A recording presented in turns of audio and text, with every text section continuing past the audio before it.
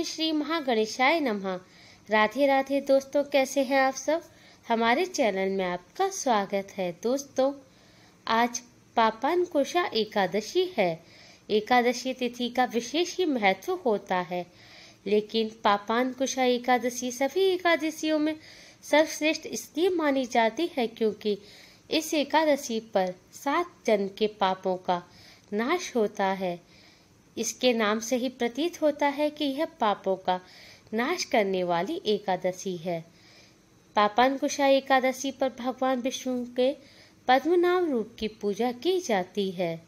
साथ ही भगवान विष्णु के माँ लक्ष्मी, माँ तुलसी का भी पूजन किया जाता है। दोस्तों, पापांकुशा एकादशी पर मौन रहकर व्रत किया जाता है। इस एकादशी पर अगर आप भगवान विष्णु के साथ माँ लक्ष्मी का पूजन करेंगे और विशेष रूप से माँ लक्ष्मी का पूजन करेंगे तो आपको धन, वैभव, सुख, समृद्धि की प्राप्ति होगी। दोस्तों, पापांकुशा एकादशी पर व्रत करने से सभी प्रकार के तपों का, यज्ञों का, दान का फल प्राप्त होता है। व्रती इस जन्म में सभी प्रकार के सांसारिक भौतिक सुखों को भोग कर अंत में वैकुंठ धाम की प्राप्ति करता है। शास्त्रों में बताया गया है कि एकादशी तिथि भगवान विष्णु और माँ लक्ष्मी जी को समर्पित है।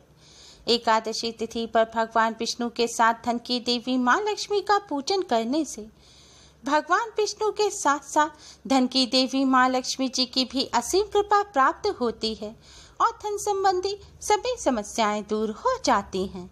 माना जाता है एकादशी पर भगवान विष्णु जी के साथ माँ लक्ष्मी जी का पूजन करने से धन वैभव की प्राप्ति होती है और धन की कभी कोई कमी नहीं होती। दोस्तों, हर कोई पैसा कमाने के लिए कड़ी मेहनत करता है।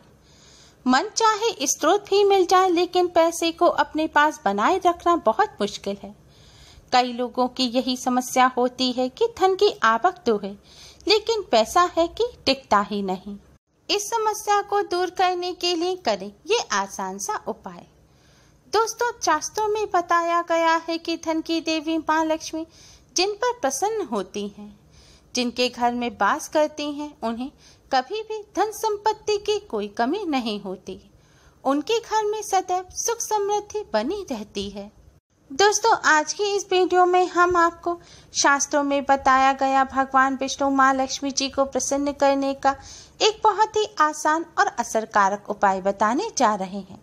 इस उपाय को करने से भगवान विष्णु और धन की देवी माँ लक्ष्मी प्रसन्न होती हैं और अपने भक्तों के घरों में सदैव वास करती हैं। इस उपाय को करने से धन की देवी माँ लक्ष्मी जी की कृपा से धन संबंधी सभी समस्याएं दूर हो जाती हैं। धन प्राप्ति के नए मार्ग खुलते हैं। पैसा घर में टिकने लगता है और धन की हानि नहीं होती। तो आइए दोस्तों, जानते हैं क्या है यह उपाय। दोस्तों, उपाय को सही प्रकार से करने के लिए आप हमारी इस वीडियो को एंड तक जरूर देखें और अगर आपने हमारे चैनल को अभी तक सब्सक्राइब नहीं किया है तो जल्दी से हमारे चैनल को सब्सक्राइब कर लें, जिससे हमारी सभी नई वीडियोस की नोटिफिकेशन आपको सबसे पहले फ्री में मिल पाए। दोस्तों, यह उपाय आप एकादशी के दिन किसी भी समय कर सकते हैं, क्योंकि एकादशी का पूरा दिन और रात बहुत ही शुभ माना जाता है। उपाय करने के लिए स्नान करके स्वच्छ वस्त्र धारण करें। हो सके तो आज के दिन पीले रंग के वस्त्र पहनें। आज के दिन पीले रंग के वस्त्र पहनना बहुत ही शुभ माना जाता है। अब आप एक पात्र में शुद्ध जल लें। जल में थोड़ा सा गंगा जल मिला लें। गंगा जल ना हो तो किसी तीर्थ का जल मिला लें, या फिर आपके घर अगर लड्डू गोपाल है तो उनका स्नान किया हुआ जो जल है, आप उस जल को इस जल में मिला लें। अब अपने मंदिर के सामने आसन बिछाकर बैठ जाएं। इस जल के पात्र को आप मंदिर में रख दें। अब भगवान जी के सामने एक शुद्ध घी का दिया जलाएं और एक सुगंधित धूप बत्ती जलाएं।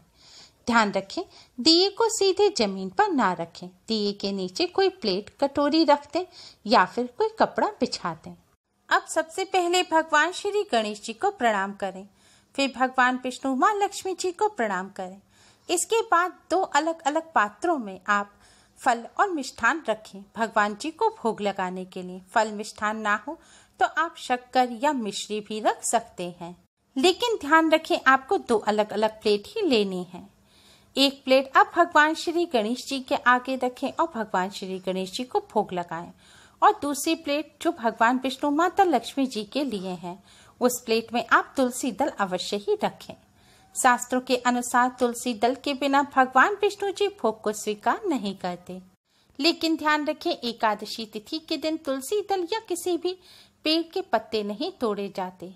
तो इसलिए भगवान जी को भोग लगाने के लिए या तो पहले ही तुलसी दल तोड़ के रख लें, या पहले नहीं रख पाए हैं तो भगवान जी को आपने पहले जो तुलसी दल का भोग लगाया होगा, उस तुलसी दल को ही आप धोकर वापस से आप उसका भोग लगा सकते हैं। अगर वो भी ना हो तो तुलसी जी के पास अपने आप से जो टूटकर गिरे हुए पत्ते हैं, आप उनको भी धोकर भगवान श्री हरि विष्णु का भोग लगा सकते हैं।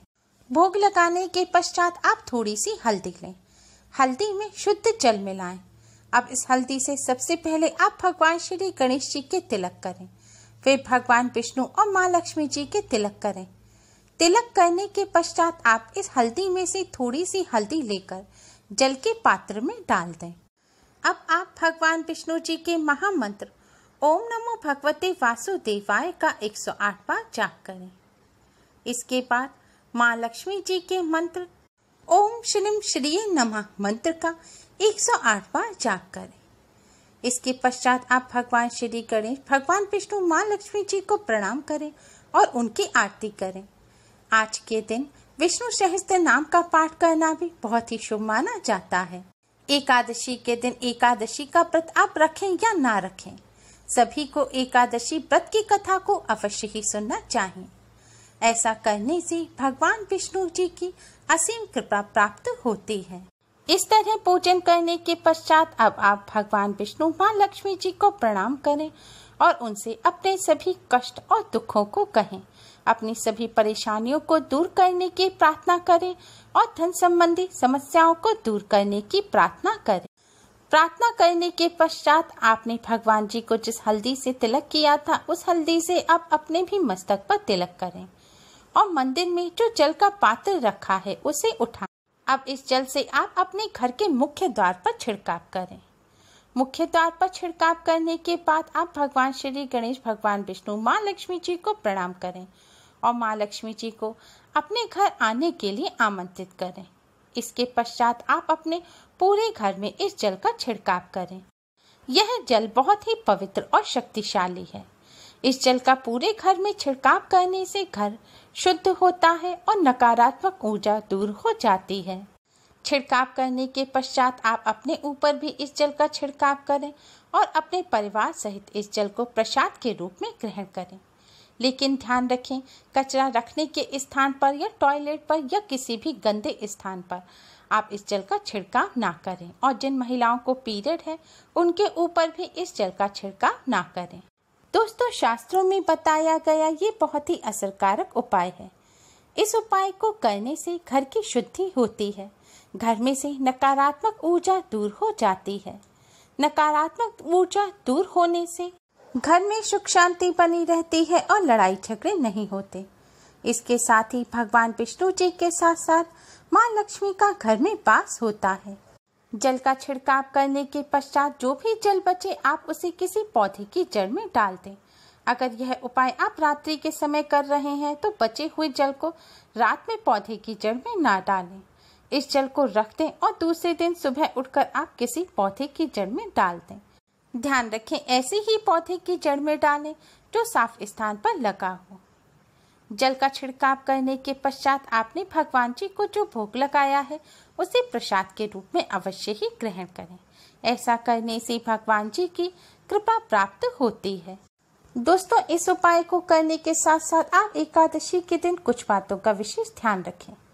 एकादशी के दिन भूलकर भी चावल का किसी भी प्रकार से प्रयोग ना करें। भगवान जी के पूजन में भी चावल का प्रयोग ना करें और ना ही चावल का सेवन करें। एकादशी के दिन चावल का इस्तेमाल करना वर्जित माना जाता है। चावल के साथ साथ जौ का सेवन और इस्तेमाल भी एकादशी के दिन नहीं किया जाता। इसके साथ ही एकादशी के दिन भगवान विष्णु जी के जो भक्त एकादशी का व्रत नहीं भी रख पाते, उन्हें इस दिन सात्विक भोजन ही ग्रहण करना चाहिए। भोजन में प्याज, लहसुन, मीट, अंडा आदि चीजों का सेवन भूलकर भी नहीं करना चाहिए। वैसे तो कभी भी किसी जीव की हत्या नहीं करनी चाहिए, लेकिन एकादशी के दिन इस बात का विशेष ध्यान रखना चाहिए। एकादशी के दिन भूलकर भी जीव हिंसा नहीं करनी चाहिए और ना ही किसी पेड़ पौधे के पत्ते या फूल तोड़ने चाहिए। दोस्तों, एकादशी के दिन भगवान विष्णु माँ लक्ष्मी जी की कृपा प्राप्त करने के लिए इस उपाय को करने के साथ साथ इन बातों का भी विशेष ध्यान रखें। उम्मीद है आपको हमारी ये वीडियो पसंद आई होगी। प्लीज़ लाइक करें। हमारी इस वीडियो को अपने फ्रेंड्स और रिश्तेदारों में ज़्यादा से ज़्यादा शेयर करें, जिससे वह भी इसका लाभ उठा सकें। हमारी और भी वीडियोस के लिए हमारे चैनल को